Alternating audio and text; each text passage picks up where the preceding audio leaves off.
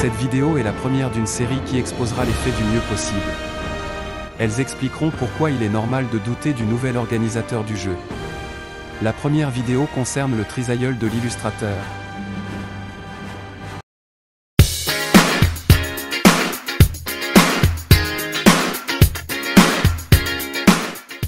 La personne qui va trouver la contre-marque se rendra compte à quel point le personnage était Mariol. Ouais, Mariol va apprécier à quel point Max Valentin a été à la fois malin et à la fois, j'allais dire malhonnête.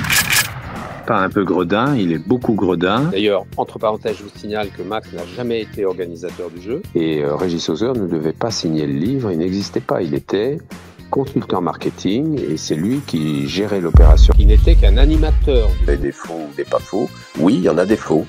Donc ça veut dire, et je pense d'ailleurs qu'ils n'ont pas forcément été écrits par Max Valentin lui-même. Le vice s'est introduit dans l'histoire au moment où est apparu Max Valentin. J'ai pu lire, comme tout un chacun, disons, le coup de pouce qu'il a donné à Météor quand le trésor d'Orval a été découvert. J'ai pu lire que certaines chasses avaient été annulées, que d'autres avaient été suspendues parce qu'il y avait eu des fuites. Max avait à coup sûr prévu d'intervenir pour la fin de la chasse. Tout ce qui va pouvoir être trouvé, imaginé, conçu au-delà des 9 premières énigmes, répond à autre chose que les décryptages habituels. C'était pas à sa portée, ça. Pourquoi, quand je parle de la 2CO, je dis c'est une secte? Ces apôtres qui se sont constitués autour du personnage mythique de Max Valentin, cette espèce de dieu vivant omniscient. Qui c'est qui a dessiné les têtes de chouette d'ailleurs? C'est le graphiste qui a travaillé pour la maison d'édition. C'est certainement pas Max, il était incapable de faire ça. Je sais qu'il a dit que c'était lui, mais c'est pas vrai. Et donc il y a un graphiste qui a fait des mises en page et qui a dessiné ça. Il va sans dire que je ne changerai ni ne modifierai rien à l'œuvre de J'ai Max déjà Valentin. vu des faux culs, mais vous êtes une synthèse. Il y a du faux communicant, c'est ce que j'essaie de vous dire. Toutes les chasses au trésor qu'il a créées après la chouette d'or sont fabriquées, concoctées à partir des idées des chouetteurs. Ça correspond au personnage tel que je le connaissais, donc un opportuniste, un communicant.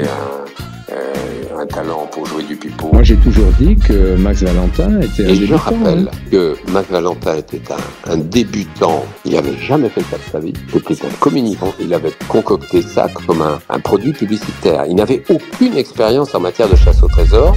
Je pense qu'elle n'aurait pas été trouvée sans que Max Valentin, donc, ne donne quelques indications supplémentaires qui auraient permis d'aiguiller les joueurs. Il savait pertinemment quel était son niveau d'inexpérience. Max Valentin, c'est un publicitaire. Il pouvait vendre des bagnoles, de la bise, des bijoux, une ligne de joaillerie, des cacahuètes ou quoi que ce soit d'autre, ou des machines à laver.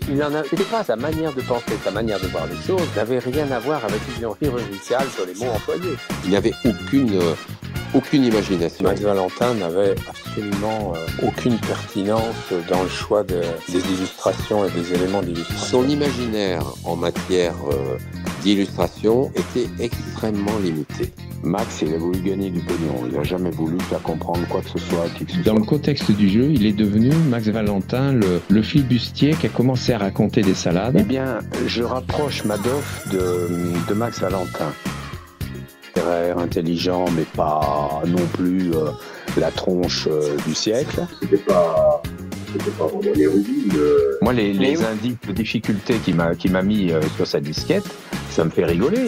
Il a rien compris, Max. Je pense que Max Valentin a été très vite confronté à ses propres limites et a assez vite compris que son idée, son concept n'était pas forcément géniaux. Max s'est senti grisé par ce personnage qui, au départ, entre parenthèses, tenait les manettes d'une machine à sous avec le Minitel. C'était aussi je pense, ça a été un grand moment pour lui parce que je suis pas sûr qu'il ait gagné autant d'argent dans sa vie qu'à ce moment-là. Ce que vous venez d'entendre est disponible dans les vocaux sur YouTube. Je vous ai simplement extrait quelques passages. Passons sur les insultes pour ne parler que de l'essentiel. Max n'aurait donc pas dû signer son livre, alors qu'il était l'auteur des énigmes. Max ne voulait faire que du pognon. Ah bon? Il a pourtant arrêté de publier des livres. Il n'a jamais voulu donner d'autres informations supplémentaires dans les journaux ou à la télévision. Mais moi, les dingues, je les soigne. va lui faire une ordonnance. Et une sévère. Je vais lui montrer qui c'est Raoul. Aux quatre coins de Paris qu'on va le retrouver éparpillé par petits bouts façon puzzle.